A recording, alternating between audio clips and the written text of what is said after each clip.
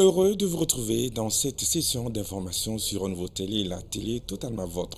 Mesdames et messieurs, les titres. Le Conseil national de transition a adopté ce jeudi lors d'une réunion importante plusieurs projets de loi, parmi lesquels un projet de renforcement du réseau électrique et d'extension de l'accès à l'électricité au Mali, connu sous le nom de Yelensira. Vous en saurez plus dans cette édition. Les synergies locales des cercles de Diré et de Gourma-Raous sont en arrêt de travail jusqu'à nouvel ordre.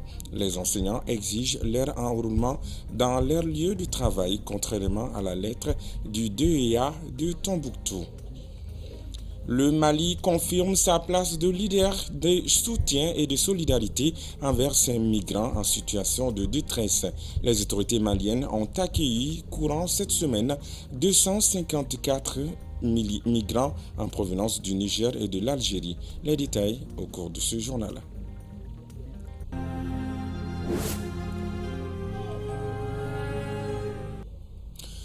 Bienvenue à tous aux informations. Dans le cadre de sa session ordinaire d'avril 2024, le Conseil national de transition a tenu une réunion importante ce jeudi 25 avril 2024. Au cours de cette réunion, plusieurs projets de loi ont été adoptés, dont la loi de modification de la création de l'Institut de la statistique et un projet de renforcement du réseau électrique et d'extension de l'accès à l'électricité au Mali, connu sous le nom de Yelensira. Idrissa Diallo, Loloma Dibaté, nous en parle. L'un des principaux projets de loi abordés lors de cette plénière a été la modification de la création de l'Institut de la statistique.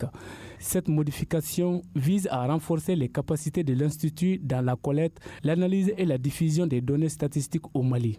L'objectif est d'améliorer la qualité et la fiabilité des informations statistiques pour une meilleure prise de décision dans différents domaines.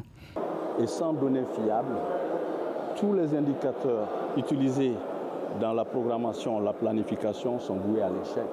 On va passer à côté, on va donner des indicateurs, mais bon, qui ne reposent sur rien. Et après, on se retrouve devant une situation pratiquement ingérable, je veux dire comme ça. Et c'est la raison pour laquelle nous saluons hautement, nous applaudissons des deux mains vraiment l'adoption de ce projet qui permettra de confronter, tant soit peu, la trésorerie de l'INSAT, ses ressources. Un autre point important qui a été discuté et approuvé lors de la réunion est le projet de renforcement du réseau électrique et d'extension de l'accès à l'électricité au Mali, connu sous le nom de Yelensira. Ce projet vise à améliorer l'infrastructure électrique du pays et à étendre l'accès à l'électricité dans les zones rurales. Cela permettra d'améliorer les conditions de vie des populations et de favoriser le développement économique.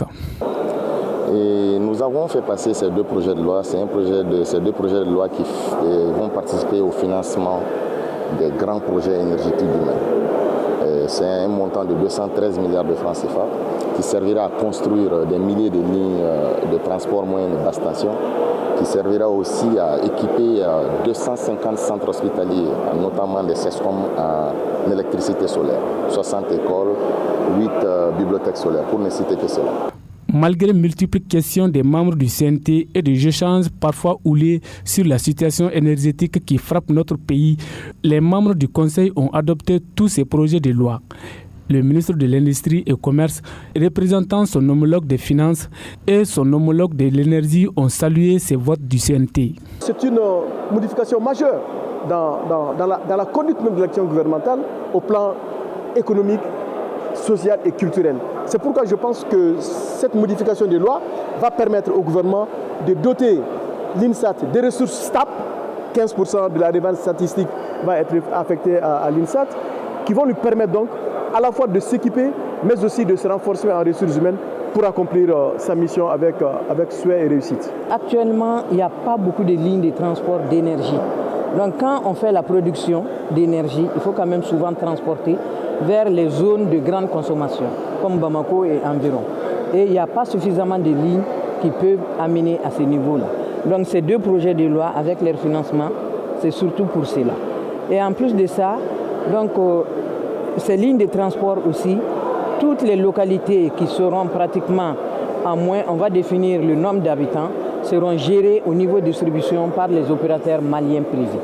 En plus de ces 2 lois, le CNT a aussi adopté la création de la Direction générale des domaines et des cadastres et un projet de loi organique fixant les avantages, les indemnités et autres traitements des membres du Conseil national de transition. La Fondation Rosa Luxembourg, en collaboration avec le Centre d'animation et de recherche pour le développement, a présenté ce jeudi les résultats de son étude sur les alternatives pour la paix au Mali.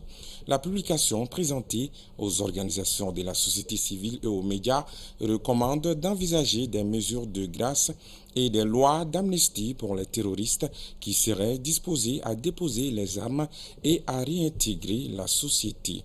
Maliki Diallo, compte rendu. Cette étude de la Fondation Rosa Luxembourg a été réalisée par des chercheurs burkinabés, maliens et sénégalais. Les documents de 53 pages révèlent les origines du terrorisme et ses mécanismes de financement. C'est une occasion pour le bureau de la Fondation allemande à Dakar d'aider à trouver des pistes de solutions aux défis sécuritaires dans notre pays. L'étude permet aux Maliens de connaître les racines profondes de ces crises et faire les propositions et aller vers une solution durable. Et les rapports aujourd'hui qu'on est dans le dialogue intermalien, je pense que c'est une occasion aujourd'hui que pour la Fondation d'abord d'appuyer et d'accompagner le peuple malien dans sa quête pour sa sécurité, sa paix. Et voilà, l'objectif final, c'est ça. L'étude préconise 9 recommandations pour le retour d'une paix durable au Mali. Parmi ces recommandations, l'ouverture des négociations avec toutes les parties prenantes de la crise et d'envisager des mesures de grâce et des lois d'amnistie pour les terroristes disposés à déposer les armes. La gestion des terres et le flux financier sont également indispensables pour mettre fin à la crise. L'accès à la terre, c'est toujours une ressource pour les conflits, c'est toujours cause pour les conflits. Alors bien gérer aussi judiciairement que les cultivateurs aient l'accès à la terre, ça c'est aussi un élément qui est très important pour faire possible pas seulement une paix, mais aussi une sécurité alimentaire pour que la population puisse bien, pas seulement survivre, mais vivre bien. Faire attention, c'est quel financement qui entre le pays avec quel objectif pour faire attention les flux de financement aussi des groupes armés qui peuvent être détriment à la paix au Mali. Alors ça c'est peut-être la recommandation principale de cette étude de Dr Milogo. Alors, mais quel est l'accord? Même si les négociations sont pour les chercheurs la solution à la crise, ils encouragent aussi les actions militaires pour accentuer la pression sur les groupes terroristes. Vous l'aurez compris, c'était un compte-rendu de Maliki Diallo avec la voix de Maïmouna Ouedraogo. Cercle de Diré et de Gourma Raous, les enseignants en arrêt de travail jusqu'à nouvel ordre. En effet, faute de mobiliser les agents d'enrôlement pour enregistrer les enseignants dans leur lieu de travail dans les cercles de Diré et de Gourma Raous, les synergies locales de ces 2 cercles ont entamé un arrêt de travail jusqu'à nouvel ordre. Adam Tangara nous en parle. Depuis le lancement officiel du projet de système intégré de gestion des ressources humaines des fonctions publiques de l'État et des collectivités territoriales en mai 2022, la majorité des enseignants ont été enrôlés dans les différentes académies d'enseignement à travers le pays. Malheureusement, dans la région de Tombouctou, et plus précisément les cercles de Diré et de Gourma-Raous, l'insécurité impacte négativement sur la mobilité des agents chargés d'enrôlement. Les enseignants de ces zones d'accès difficiles n'ont toujours pas été enrôlés. Pire, ils sont sommés de se rendre dans la ville de Tombouctou pour être enregistrés. Face à cette directive contraignante de l'académie, les synergies locales des syndicats de l'éducation de Diré et de Gourma-Raous ont pris les choses en main. Désormais, pas question de rentrer en classe avant la présence des agents d'enrôlement, conformément au calendrier convenu depuis longtemps. À cet effet, les enseignants du cercle de Diré ont suspendu les cours lundi 22 avril 2024. Ils protestent contre la décision du directeur de l'académie d'enseignement de Tombouctou qui, dans une lettre, les invite à aller à Tombouctou pour le contrôle physique. Selon les enseignants, ils sont plus de 800 à venir rencontrer 4 personnes pour faire le contrôle. Comme a dit, la synergie locale de Gourmara-Rousse décide d'observer un arrêt de travail avec effet immédiat jusqu'à ce qu'une équipe d'enrôlement soit présente à l'académie de Gourmara-Rousse pour enrôler ses militants dans l'enceinte des locaux de l'académie de Gourmara-Rousse et du Cap de Gossi, conformément au programme préétabli par la DRH-CDI. Les opérations de rapatriement, de soutien et de solidarité des autorités maliennes envers ces ressortissants en situation de détresse à l'étranger restent engagées. Elles ont accueilli le mardi 23 avril dernier 254 migrants en provenance du Niger et de l'Algérie. Fatmata Labastouré pour les détails. En effet, la bonne marche de l'opération de rapatriement bat son plein depuis le début de ce mois. À cet effet, le ministère des Maliens établis à l'extérieur et de l'intégration africaine et son partenaire l'OIM, Organisation internationale pour les migrations, sont à pied d'œuvre pour répondre à l'engagement sans faille du gouvernement malien envers ses concitoyens confrontés à des situations difficiles. Ainsi, mardi 23 avril 2024, ils ont accueilli à l'aéroport international président Modibo Keïta Sénou 254 migrants, dont 249 sont arrivés du Niger, parmi lesquels 3 femmes et 10 enfants, ainsi que 5 hommes en provenance de l'Algérie. Selon le même communiqué du ministère des Maliens de l'extérieur et de l'intégration africaine, cette initiative met en lumière l'importance accordée par les plus hautes autorités maliennes à la protection et à l'assistance des Maliens vulnérables, tout en témoignant de leur détermination à relever les défis complexes liés à la migration. En offrant un refuge et un soutien aux migrants, le Mali réaffirme ainsi son rôle de leader régional dans la promotion de la solidarité et de l'humanité dans le classement de l'OIM. La cérémonie d'ouverture de la première édition du salon B2B d'Orange Business Day a eu lieu ce jeudi 25 avril 2024 au Centre international de conférence de Bamako, CICB. Ce salon novateur qui se tient du 25 au 26 avril 2024 vise à échanger avec les acteurs clés, à savoir clients, experts, partenaires et décideurs des entreprises maliennes et de la sous-région sur les enjeux de la cybersécurité et du clou de connectivité. Alamako Diabaté, Fousseini Kamara, Ibrahim Dao pour le compte-rendu.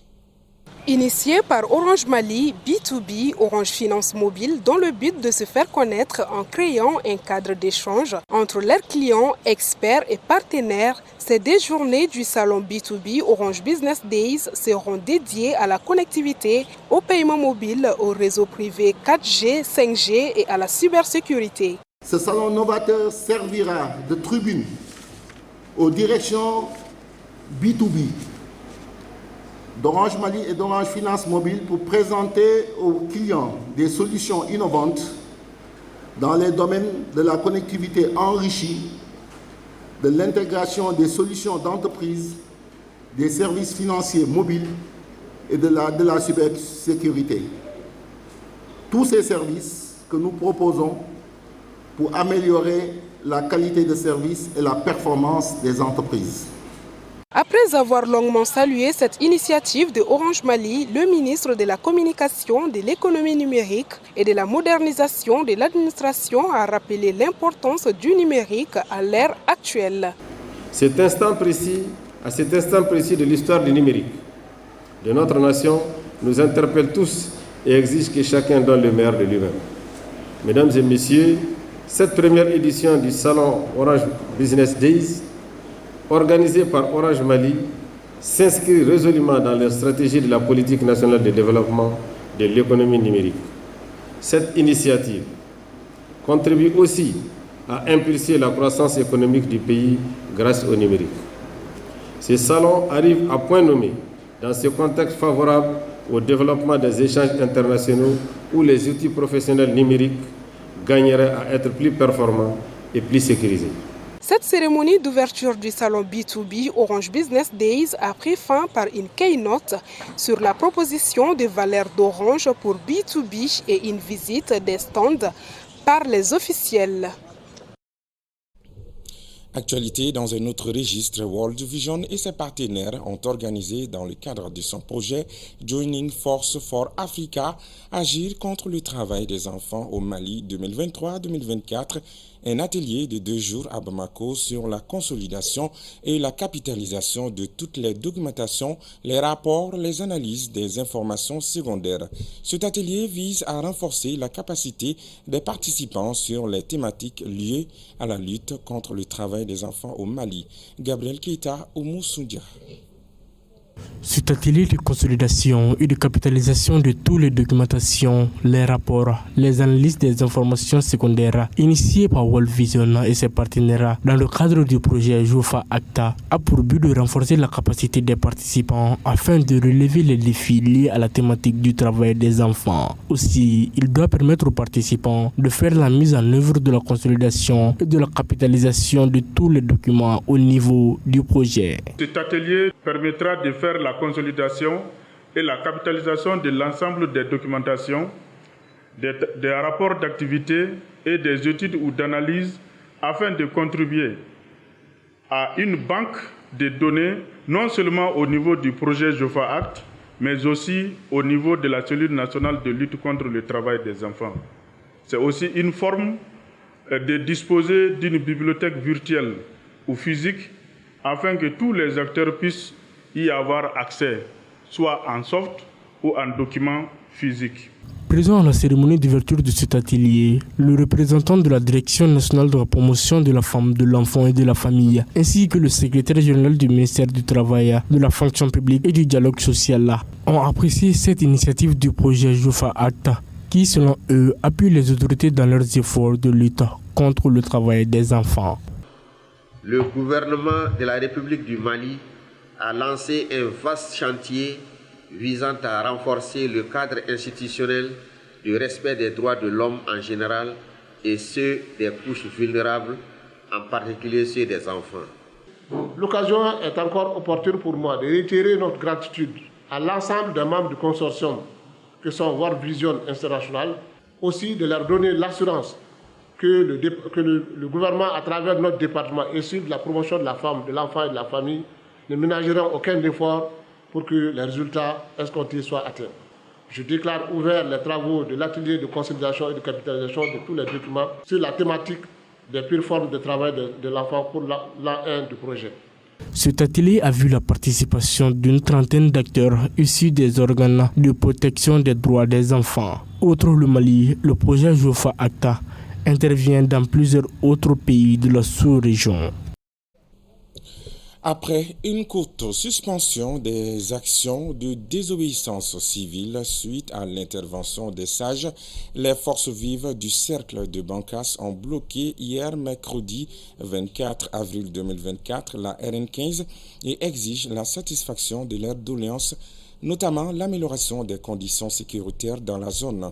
Pour ce faire, les forces vives de Bankas exigent l'installation entre Parou et Songoubia d'un camp militaire promis par les autorités depuis des années et la mise sur pied d'une patrouille mixte d'envergure afin de ratisser toute la zone allant des communes de Pignari, Barassara, Timiliri, Ségué jusqu'au cercle de Koro. Selon les sources locales, plusieurs dizaines de véhicules sont bloqués à l'entrée de la ville. Les commerces sont fermés et les services publics aussi, à l'exception des centres de santé. Ce mercredi 24 avril 2024, au Musée national de Bamako s'est tenue la 5e édition de la journée culturelle de l'Institut supérieur de commerce ISC Business School. L'objectif visé par cette journée est de promouvoir la culture malienne dans l'espace universitaire en général et au sein de l'ISC Business School en particulier. Gabriel Keita nous revient. Après les précédentes éditions toutes couronnées des réussites, l'USC Business School vient une fois de plus pérenniser la tradition en organisant sa 5e journée culturelle. Elle a été placée sous le signe de la paix et la cohésion sociale. En organisant cette journée, ISC Business School veut promouvoir la culture malienne, mais aussi créer un espace d'échange entre les étudiants et d'autres couches pour promouvoir le vivre ensemble. Et de façon traditionnelle, chaque année, nous organisons une journée culturelle pour permettre à nos étudiants qui sont toute l'année orientés sur des études techniques professionnelles dans le cadre de l'entreprise, de pouvoir s'ancrer aussi dans leur culture. Parce que quand nous formons des étudiants et étudiantes, nous leur disons qu'il y a 2 piliers de la formation. Il y a la formation technique, mais il y a tout ce qui est dans l'environnement dont il faut s'imprégner. C'est de prendre racine sur ces cultures pour pouvoir grandir. Donc c'est dans ce cadre que nous organisons régulièrement des journées culturelles. Nous avons jugé nécessaire de revenir sur les fondamentaux qui basent la vie en société au Mali. Au-delà de l'aspect festif, les étudiants voient en cette initiative de l'ISC Business School un espace d'échange, de convivialité, de partage d'expériences et d'apprentissage des valeurs culturelles. Profitons de cette occasion pour célébrer nos différences et pour apprendre les uns des autres, que cette journée culturelle soit l'occasion de tisser des liens d'amitié et de renforcer notre communauté. Je vous souhaite à tous une journée mémorable, riche en découvertes et en émotions, que nos talents et notre diversité continuent à briller à travers tout ce que nous entreprenons. Plusieurs activités étaient inscrites au programme de cette journée, notamment les conférences débats, un défilé de mode, les manifestations folkloriques, etc.